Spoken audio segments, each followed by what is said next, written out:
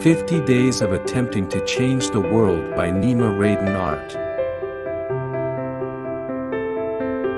Leaving behind good children encompasses more than just biological offspring.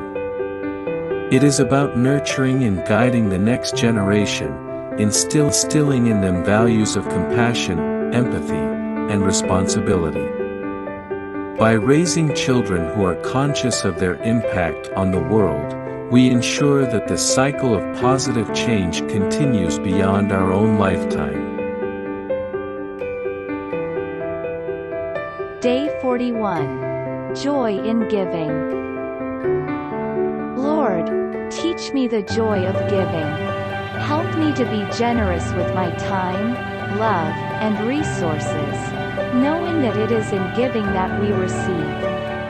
Amen.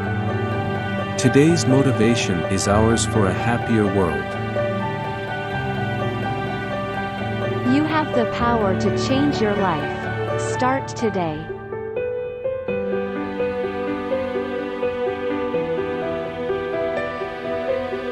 Today's decision is ours for a happier world. Support organizations that work to protect and preserve indigenous lands and cultures. For unity for a happier world. Today, let us recognize that our shared humanity unites us and transcends all differences. What is the purpose of our life?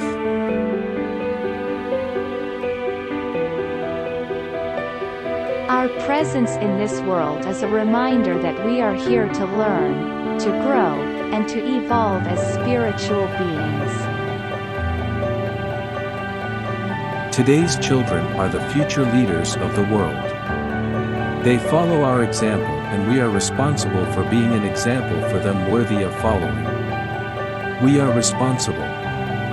We can make the world a better place for children by doing small things. When we are kind and caring, when we protect the environment, and when we strive for change, when we start each day with a new motivation and purpose, we show children how they can change the world.